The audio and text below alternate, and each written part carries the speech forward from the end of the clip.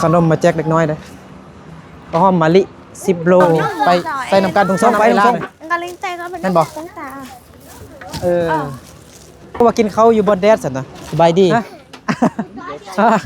ก็ว่ากินข้าวอยู่บนแดดสันนะเอ้าไปเงี้ยเลยน้าขนน้อยพงกับคาดเงี้ยมือเช้านี่เงี้ยอยู่เงินกับไปลาแดงดี8 โมงแล้วนั่นเบิ่งน้องลากินข้าวผู้เดียว FC ถามว่าเป็นยังคือต้องกินข้าวกับน้ำกัดกันมาใหญ่กัดอันนี้ไม่แม่นบ่จานนี้ไม่ก็บอกกันฮะบอกกันเอ้านั่นเดียวนี่เขาได้คู่นึงนี่โอ้มึงกินยาก็ถ้าบ่จอนี่ก็บ่มีบ่จอมันจอดของอายได้มาบ่เพราะอายนะแม่นก็มาอยู่ดูแต่ว่ามันก็ปวดหรือคือกันบอกให้เข้ามาแปลงเขาคือกัน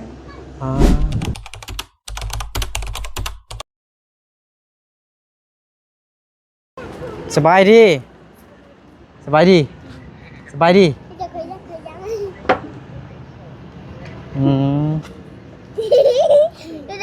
ยยังนะน้องรักกำลังกินข้าวดิแล้วชื่อหลงเขาจะเข้าจ้ะสบายดีโอเคเลิกเฮียนบ่ถ้าก็เลิกเฮียนเลย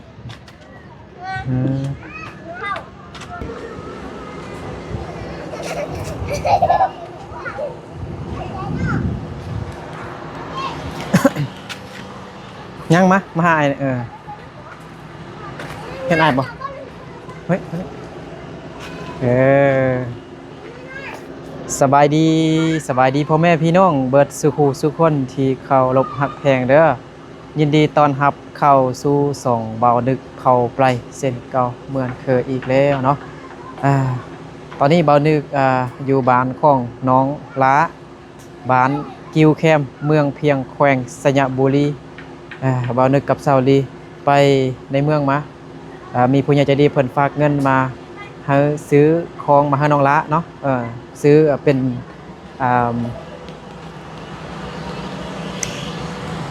พัดลมใหญ่มันนั่นก็ซื้ออันพัดลมน้อยแล้วแต่ว่าผู้ใหญ่ใจดีเพิ่นให้ซื้อพัดลมใหญ่เพิ่มเติมให้น้องลาอีกเนาะพัดลมใหญ่แล้วก็อันนี้แม่นบอลเก็บเมียนถ้วยบวงจานไม่ทูกยังกันแล้วแต่เนาะงามเฮียงเดี๋ยวเอาวันนี้ไปให้น้องลาก่อน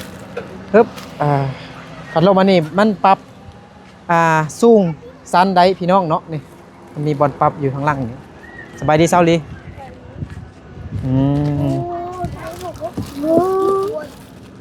ปึ๊บปรับอันนี้ก่อนเนาะไปมาเอาวันเป็นมักไม้มักตอกเมื่อกี้เซาลีเกือบตกรถอีกแล้วคลองเต็มเดี๋ยวมักไม้มักตอกมาฝากมาต้อนพ่อน้องละพ่อแม่น้องละ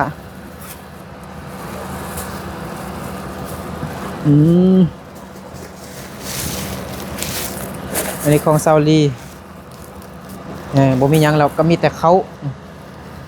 อันนี้แม่นเขาหอมมะลิพี่น้อง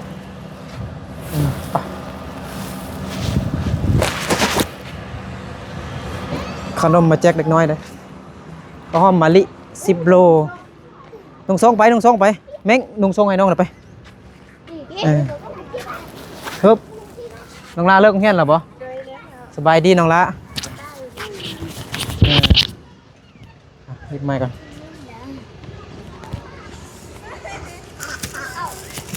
อันนี้มันยังหูบ่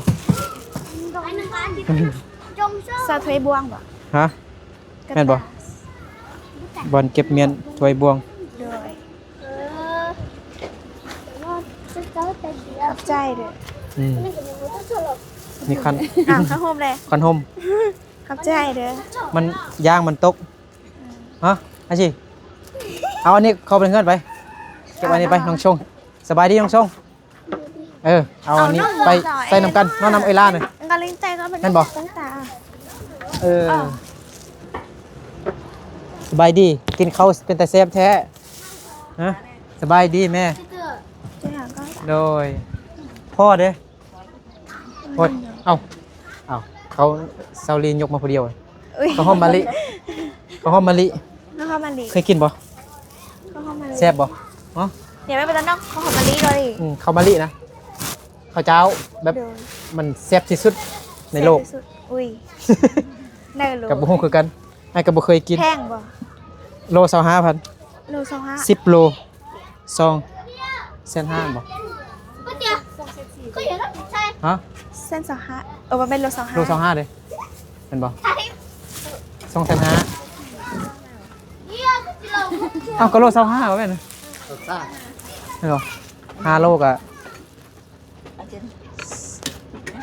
125,000บ่ ก็แม่นบ่ เจ้าไตเดีย 10 โล ถ้วยบวง 2,500,000อันนี้บอนใส่เก็บใส่บ่วงเด้อ โดย ใส่ไม้ทูใส่จานนี่ โดย ใส่หยังก็ได้ใส่รวมกันก็ได้เป็นบ่วงขี้ฝุ่นบ่ได้ติดเกาะเลยบัดนี้บ่มีขี้ฝุ่นนั่นล้างถ้วยบ่วงแล้วก็ใส่ไว้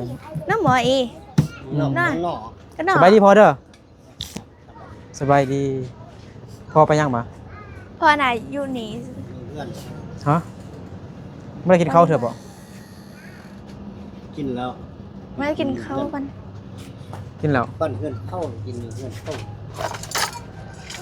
กินอยู่เฮือนข้าวบ่เพิ่นผู้ใดนะ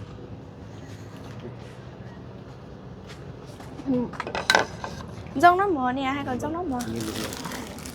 ใช่เถอะ อ่า ก็ไอ้มองอุ่นตกนอน เดี๋ยวเอาขนมให้เด็กน้อยก่อน ตัวแต่เนี่ย อ่า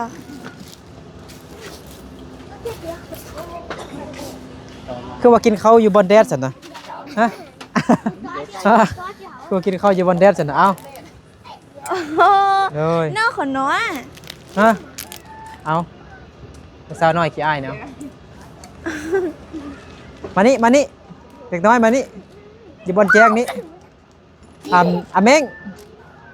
งคำน้อย นั่งน้อย เอาไอซิแจ็คขนมอยู่บนแจ้งนี้ให้ FC เห็นเด้ไอ้จะพูดมันมืดเนาะเอาโดย ร้อนจังนั่ง ฮะ นั่งเอาขนม ปลารถใหญ่ตั้งรถจกเอา จ้า เอาไม่ได้ไปโรงเรียนบ่อาเม้งเป็นยังบ่สบายบ่คือบ่ไปโรงเรียน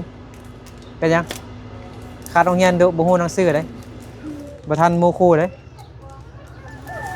ฮะตัวขาดโรงเรียนไปโรงเรียนเด้อาปงก็ขาดโรงเรียนมื้อเช้านี่เรียนอยู่เฮือนกับไปลาว อ่า 8 โมงแล้วนี่มันเข้า8 โมงเข้าห้องแม่นบ่น้องลานั่น เป็นหมอของ มันก็มากับ8 โมงแล้วเมื่อกี้8 โมง8 โมงปลายเมื่อกี้มีได้กินมึงก็ ไอ้นึกมาแล้วนุ่งทรงพร้อมเด้อแต่ละคนมื้อหน้าเด้อบ่นุ่งทรงบ่ได้กินขนมไหนฮะยังผู้ใดยังสไปเดอร์แมนเนี่ยบ่ฮะสไปเดอร์แมนเนาะเอาขนมให้มีไผอยู่พุ่นเด้เอาอันนี้แม่งไปเอาให้น้องอยู่พุ่นไปอยู่ในเฮือนพุ่นเด้อ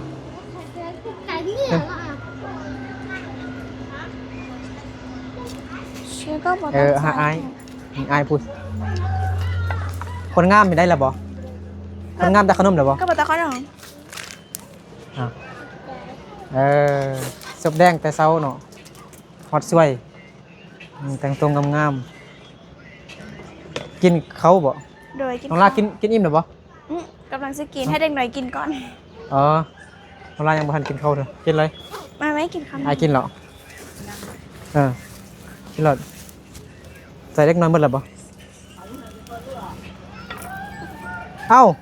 น้องช่องคือว่ารักกินขนมอยู่ห้องน้ำนี่ซั่นน่ะฮะเฮ็ดหยังกินอยู่ห้องน้ำแซ่บบ่กินอยู่ห้องน้ำงามเนาะแม่นบ่ ไม่ค่ะมาว่าเข้าไปเมียนกัน เข้าไปเมียนยังบ่เคยกินเดี๋ยวลองมื้อหน้าอาจิมมากินน โดยได้ จักบวงหนึงซิมบ่ โดย เพราะมันแซ่บสิมันต่างกันใดเนาะได้เนาะมันหอมนี่หอมมะลิเขาเจ้าธรรมดาเป็นโล20,000แต่อันเป็นเขาหอมมะลิเขามาแต่เวียงจันทน์พุ่นว่าซั่นนี้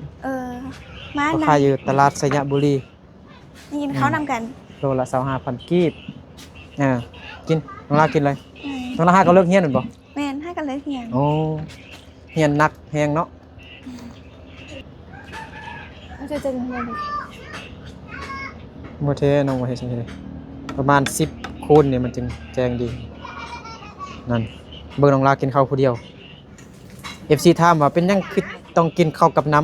ำฮะ เพราะว่าเขากินแบบนี้ตั้งแต่เด็กมาแล้วเขาเลยมากินแบบนี้ มีน้ำมันจะกลืนง่ายแม่นบ่ แม่น พ่อแม่เด้กินข้าวแล้วบ่กินเมื่อกี้นี่เหรออ๋อ เวลาเลิกเรียนมาเราเขากินแล้วนะคะ เขากินหมดแล้วเนาะ แม่น น้องลากินผู้เดียวบ่แซ่บแล้วเนาะ แม่น เนี่ย มากินข้าวนำกัน ต้องมีน้ำเห็นบ่ FC หลายคนบ่เคยกินข้าวกับน้ำนี่บ่ อืม บ้านมงเฮานี่กินหมดเนาะกับทุกครอบครัวคันบ่มีน้ำนี่กลืนมันกลืนยากอะนะมีน้ำแล้วกลืนง่ายเพราะว่าเฮาก็เคยกินตั้งแต่น้อยพ่อแม่พากินตั้งแต่น้อยก็เฮาก็ลืมแล้วก็กินคันบ่มีอาหารอีหยังกินน่ะก็กินข้าวกับน้ำก็อิ่มเนาะบ่ แม่น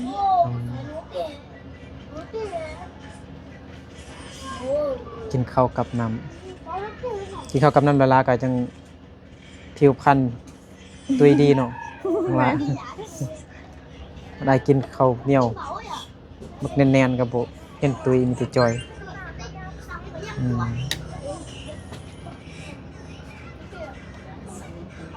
กินข้าวเจ้ามันจะกินเด่นไล่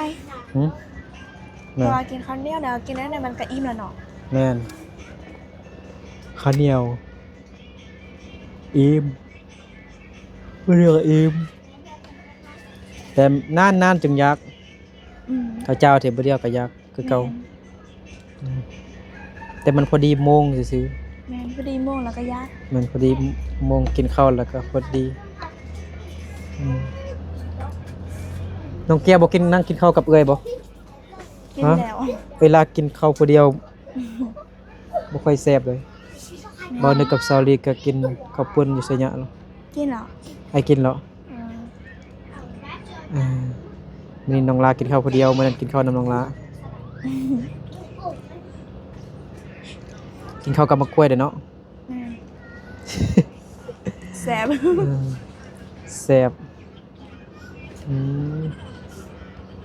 ยังบ่ได้บ่ทันได้กินเขาวกินเบิดแล้วบ่ แม่นอย่าได้ลงลา อ้าวจำเป็นกินผู้เดียวแล้วบัดนี้เนาะแซ่บบ่แซ่บก็กินแน่เนาะ แม่น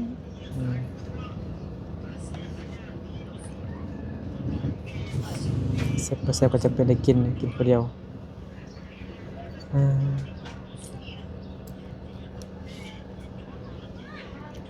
sorry กำลังแชทกับผู้บ่าวยังเป็นซิวนึอยู่ดัง ตอนมายักคืนนี่เซี่ยวนี่ตอนได้ก็คืน ฮะ เซี่ยวหนัง ซิวนะน้องนาบ่มีซิวเนาะ นี่ บ่มี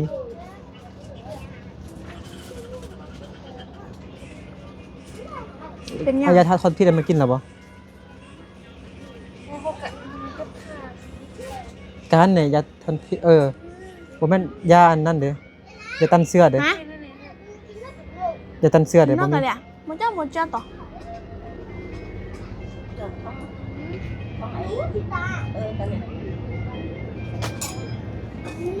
ย าตันเสื้อเด้มากัดกัน กัดกัน มาใหญ่กัดแม่นบ่มันบ่มีห้อยบ่ซั่นน่ะ ค่าทรงคำมันเป็น เป็นคืออีกแพนด้าตอนนั้นเด้มันมียาตันเสื้อว่าซั่นน่ะ สิจะตันเสื้อไปจังหน่อยนะป้อนใส่ปากมัน เอามาเขาอันนึงเลยบ่ มาน้อยมัน เออ มาเข้าเอามาเลี้ยงมากัดกันว้ากินข้าวน้ำอ้อยละ น้ำหมอ น้ำหมอน้ำหมอไม่สนใจ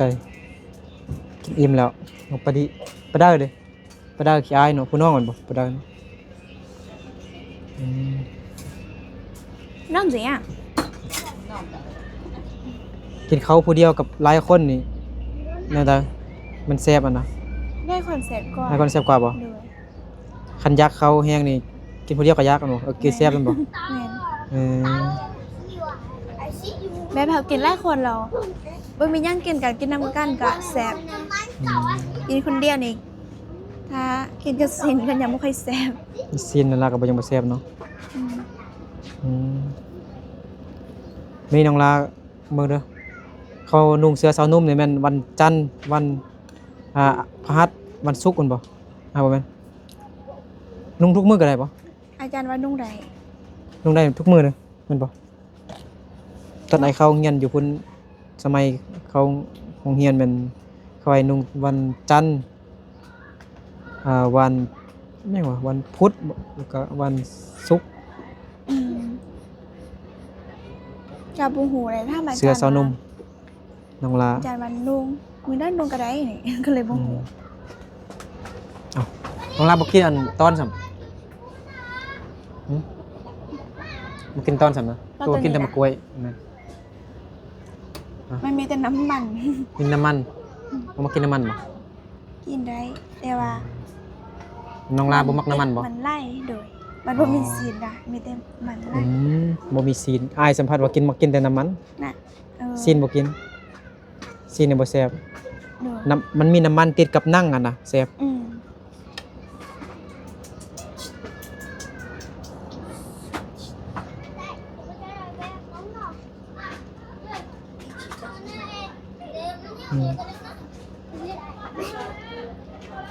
คนนี้ได้ขนมแล้วบ่วันนี้ ตอนเขาหนงแล้วเหรอ เนี่ยคนนั้นบ่ได้ขนมเถอะเอาให้บ่ ไม่ได้แล้วไม่ได้ นั่งผูก ตาเขาหนงเหรอ สีฟ้าหั่นนะ ไอ้ตอนเขาหนงแล้วเหรอ คำนายได้แล้วบ่ ได้แล้ว บ่ยังคนนั้นนั่นสีฟ้าหั่นนะ ก็เป็นตะไลได้แล้ว เอาตอนใดบ่ก็บ่ได้เอามาเอาห้างหมด แมนไล่คนดื่มอ่ะ โอ้ร้านน้องลาหมดวะ อืม คนหนึงกันนะสีฟ้าน่ะ บ่แมน คนบ่เคยเห็นหรอเด้ เราอยู่ฝากนี่ นะอ๋อน้องชง เอาละ กิน ให้ มา จะโจนำมังนะ เท่าใดเอาน้องลาเจาะน้ำมาด้านมาแล้ว เพราะว่าตัวเก้ามันนันหมดแล้วนันบ่ออก ลักกินมักรอดอยู่นี่บ่แม่นมักมายังหั่นน่ะมักยังมักม่วงมักม่วงน้อยใหญ่แท้ฮะมักม่วงน้องชงคือน้อยใหญ่แท้ลักกินมักม่วงใหญ่อยู่นี่บ่ได้บ่เอิ้นไอ้นึกกินนำเอ้าคือปิดอันนั้นไว้แบบนี้นะน้องละบ่ได้ใส่ห้องน้ำบ่ หืม บ่ได้ใส่ห้องน้ำบ่คือบ่ตอกเหล็กอันนั้นไว้นะน้องลาเจาะน้ำบาดาลใหม่แล้วพุ่นพี่น้องเนาะ วัดสิปูตาก็โลโล คนน้องลากำลัง กัน นั่นอยู่เจาะน้ำบาดาลใหม่ผู้เก่าอันบ่อันนี้มันบ่ออก เนี่ย มันบ่ออก มันบอก เจาะอันนี้ไหม จานนี้ไม่ก็บอกกัน ฮะ บอกกัน เอ้า นั่นแหละเดียวนี่ที่เขาได้คู่หนึงนี่ โอ้ เมื่อกี้นี่ฮะก็ใส่ได้คู่หนึงนี่ซื้อ อืม มันหมดแล้ว บ่มีเนาะธรรมดามันมีนะจักเม็ดนะพอ 26 เมตร 26เม็ด ตอนนั้นเสาเม็ดนี่มีเสา6 อ๋อ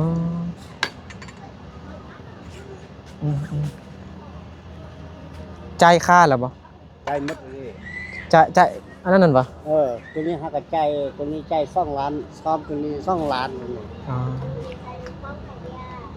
โอ้มันนำบ่ออกกันจังได๋ซั่นน่ะแล้วเจาะซะอีกเจาะนี้บ่เจาะอยู่มอนี่ ยังว่า เจาะอยู่แถวนี้นี่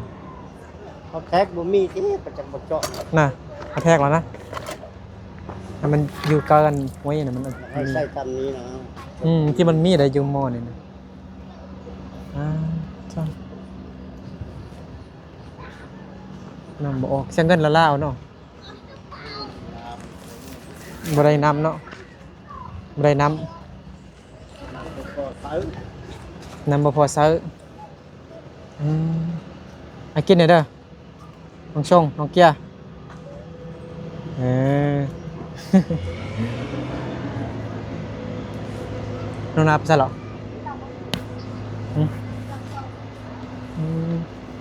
นำบ่ออกเสียเงินละล้านเนาะเสียเงินละล้านเนาะ แม่นตัวเก้าเราเพิ่นนำบ่ออกแล้วเพิ่นก็โจะทิ่มเลยแล้วก็มาเอาตัวไม้สาวบ่ได้เราตัวเก้า อันนี้เลย แม่น เอาเขาเอานั่นออกเหรอวะลืม แม่นเอาได้ออกมาเซอร์ตัวไม้นี่ น่ะ แม่น อืม เพราะว่าตัวเก้าหันเรานำออกน้อยเดียวเนาะแล้วเพิ่นนำเปิ้ลเพิ่นว่าเฮ็ดไม้บ่ได้เราแต่จกไม้ นี่ก็บอกว่าคนบอกออกน้อยนี่ ออกหน่อย แต่นำมันข้นๆก่อมันเป็ ข้ น นน่ะ เรื่อง อ่า กับบ่ฮู้ว่าเป็นหยัง บ่เจาะอยู่มอนี่ แม่ อยู่เข้ม มาจะ น่ จ อก งนะ น้องปลาเหรอมันติดเรื่องเหรอ นี่เขากวดเบิ่งหรอบ่ กวนเหรอ เนาะเนาะ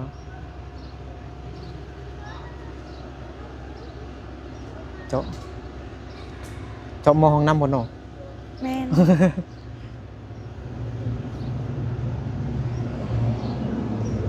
ถ้าบ่เจอนี่ก็บ่มีบ่เจอหรอก มันเจาะห้องอายได้มาบ่ เพราะอ้ายน่ะ แม่น ก็มาดู มาอยู่ ดูแต่ว่ามันก็ปวดเหรอคือกันแต่บอกให้เข้ามาแปลงเขาคือกัน อ่า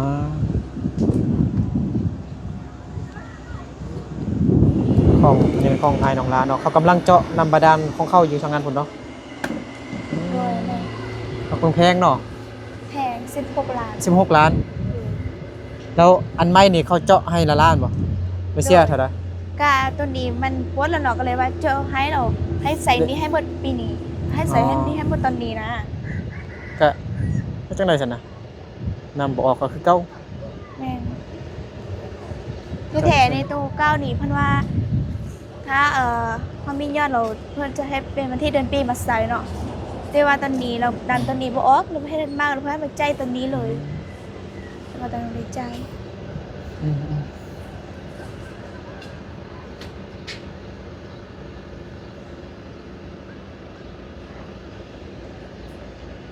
พอบ่ได้แต่น้อยเดียวว่าซั่นตัวใหม่นี่นะ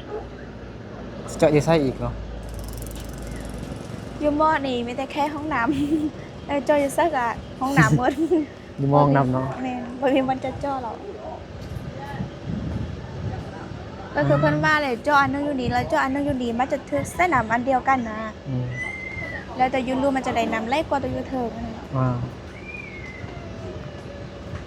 อืม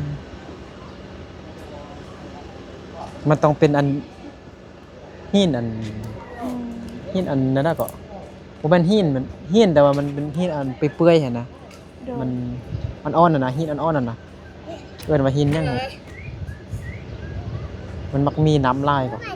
อืม อยู่พุ่นน้ำมันก็ลายอยู่บ้านพลเสียงพุ่น โดย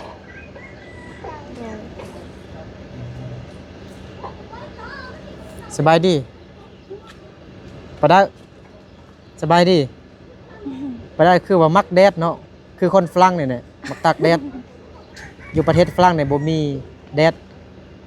เขาก็เลยมาตากแดดอยู่ประเทศลาวมาตากแดด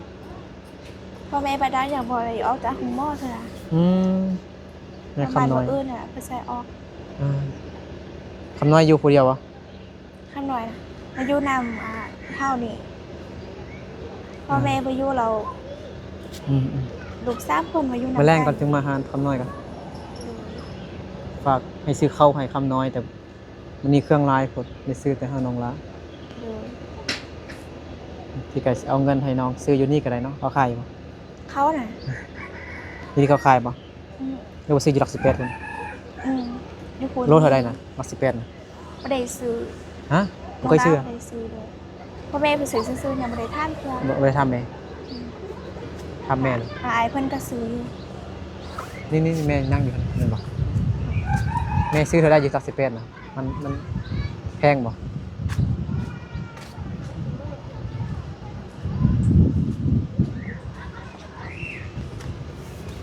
นี่อยู่ชูละก็ยีโลเจ้า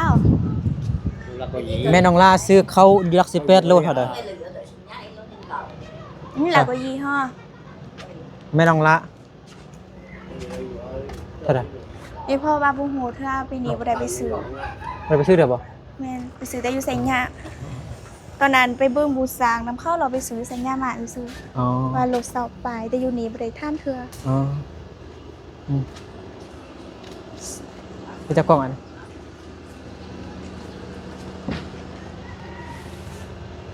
ไอ้ไผฝากเงินมาดนแล้วแหละแต่บ่ได้มาให้น้องละ นั่นค่ะ FC ทางไทยน้องนางใส่อะไร นั่งสกัดไอ้ไผให้ซื้อเขาให้น้องละ10โลว่าซั่นแต่พอดีมีผู้ใหญ่ใจดีอีกคนนึง FC คนนึงซื้อเขาหอมมะลิให้น้องแล้วคนนั้นก็เลยบ่ได้ซื้อมาคันซื้อมานี่มันเฮาบ่มีรถใหญ่เด้เนาะรถจักร โดย ซื้อ พัดลมใหญ่เด้เมื่อกี้ก็แล้วก็มันเป็นบอนเก็บเมียนถ้วยบวงกันเด้เซาลีเกือบตกรถเมื่อกี้คันโฮมน้องก็ตกได้เมื่อกี้ เออ ตกอยู่บนทางโค้งอ่ะนะบอนเขาจกอันดินมาเมื่อหั่นน่ะกว้างๆอ่ะใกล้อันไม้ซักไปหั่นนะ โดย อันนี้ตกอยู่หั่นอยู่ขั้วหั่นนะ อืม จอดรถแล้วโค้งมาให้เซาลีแม่น จับคืนไล่กับบ่ร้อน บ่ได้ซื้อเขามีแต่เอาเงินสดให้น้องเลยไอ้ไผฝากมาให้น้องละ500 เออ 340,000กีบ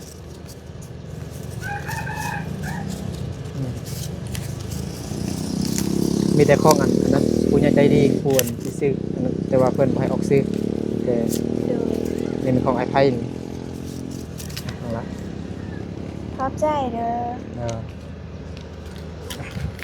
โอเคให้น้องละอวยพรให้ไอ้ไผ่เพิ่นได้อ น้องรักก็อวยพรหาไอ้ภายจะอยู่ดีมีสุขสุขภาพแข็งแรงความใจอยาได้ความคล้ายอย่างนี้ขอให้ร่ำรวยๆเด้อสาธุ มีแดดออกฮ้อนเนาะ แม่นเมื่อวานนี้เนาะได้บ่ดี แม่นฟ้าบดเนาะ อืม ตาเครื่องก็บ่แห้งปานใด แม่น ยัง แน่ ซุ่มๆอยู่ ตอนแรกกับตอนเสาร์ฝนจะตกน้อยหนึงเนาะแต่ก็บ่ได้ตกแห้งไรตกแต่น้อยหนึง น้อยหนึง อืม อ้าวกระดึบมันตกน้อยเนาะนี่เนาะก็ได้เนาะ แม่นตกน้อย เมื่อคืนเนาะตกอ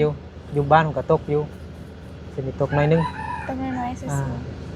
พอให้มันบ่มีขี้ฝุ่นเนาะตกใส่ขี้ฝุ่นเนี่ยเนาะขี้ฝุ่นหลายแห้งพี่น้อง ๆแม่นกินฝุ่นว่า เส้นทางกับเขาโบแป้งจักเทื่อเนาะจากบ้านหนองลาไป แม่น บ้านเมืองเพียงกันแป้งนี่ง่ายสะดวกสบายมาว่องไวทันใจอยู่มาหาหนองลากัน แม่น กับโบแป้งเทื่อพี่น้องเนาะเขาแป้งแต่ตั้งแต่บ้านพลหินไปพลหินไปฮอดสิฮอดน้ำปุ้ยเลยแหละมันไกลเลยแหละมันไกลนาซิงไปไกลบ้านนาซิงแล้วสิไปฮอดบ้านเวียงคำบ้านวังคำบ่หรือเวียงคำ ชื่อแต่ละหมู่บ้านก็บางบ้านก็คล้ายๆคือกันแต่ทางนี้เขาโบแป้งเนาะ แม่น เรื่อง ทาง โบแปล นี้ ง ใกล้ไป สิญญาฮอดสิญญาหลัก18ซะเนาะ 88บ่ได้แปลง โบแป้ง แม่น เขาแป้งน่ะคือว่าสะดวกสบายแล้ว แม่น บ่มีขี้ฝุ่นเพราะว่าบ่นึกเดินทางก็มาแต่ทางนี้ส่วนหลาย แม่น มาที่กิวแคมป์มาหาน้องลาน้องไปยงน้องไปยิงน้องดวงใจอ่า